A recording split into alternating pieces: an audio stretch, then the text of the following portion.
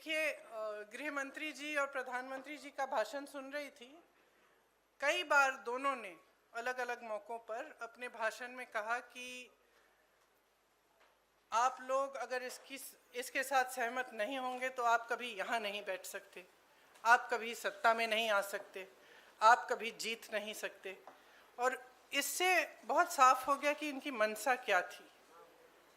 हम सब थोड़ा चौंके हुए थे कि अचानक ये सत्र बुलाया जा रहा है, विधानसभा चल रहे हैं 2 प्रदेशों में, अभी अचानक बुलाया जा रहा है, बड़ी जल्दबाजी की जा रही है। किसी को मालूम नहीं था एक दिन पहले तक कि क्या आने वाला है, मसौदे में क्या होगा। मसौदा सार्वजनिक करते हैं सिर्फ एक दिन पहले, ताकि हमें समय भी नहीं मिलता।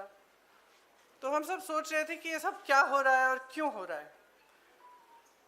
मेरे ख्याल से पूरी साजिश जो रची गई षड्यंत्र की तरह, कि किसी न किसी तरह से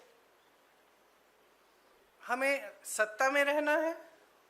अगर अभी नहीं किया जाएगा तो 2029 तक जो ये करना चाह रहे हैं परसीमन, 2011 के जनगणना के आधार पर वो नहीं ख़त्म हो पाएगा।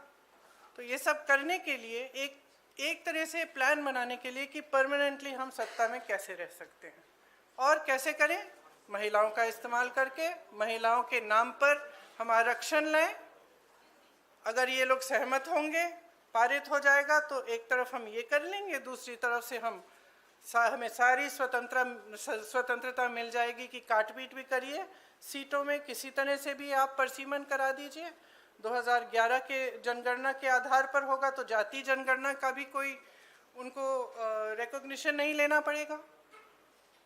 तो ये साफ है कि उन्होंने सोचा चलो पारित हो जाएगा तो जीत, पारित नहीं होगा तो हम हर नेता के सामने बाकी पार्टियों को महिला विरोधी कहकर महिलाओं के मसीहा बन जाएंगे। तो आप महिला हैं, हम जानती हैं कि महिलाओं का मसीहा बनना इतना आसान नहीं है, करके दिखाना पड़ता है। एक इतिहास है, कांग्रेस पार्टी का एक इतिहास है, विपक्षी दलों का एक इतिहास है, भाजपा का इतिहास है महिलाओं के संदर्भ में। और वो इतिहास बहुत स्पष्ट है। आपके खड़े होने से सदन में उसका विपरीत कहने से कोई फर्क नहीं पड़ता। महिलाएं देख रही हैं, उन्नाव को देखा, हाथरस को देखा, ओलंपिक की खिलाड़ियों को देखा, यहीं दिल्ली में सड़क पर बैठी थी, किसने पूछा उनको? मणिपुर में महिलाओं को देखा, किसने पूछा? और आज आप संसद में खड़े होकर कह रहे हैं हम मसीहा बनना चाहते हैं महिलाओं के। तो ये बहुत स्पष्ट है कि ये महिला आरक्षण बिल की बात नहीं थी, ये परसीमन की बात थी।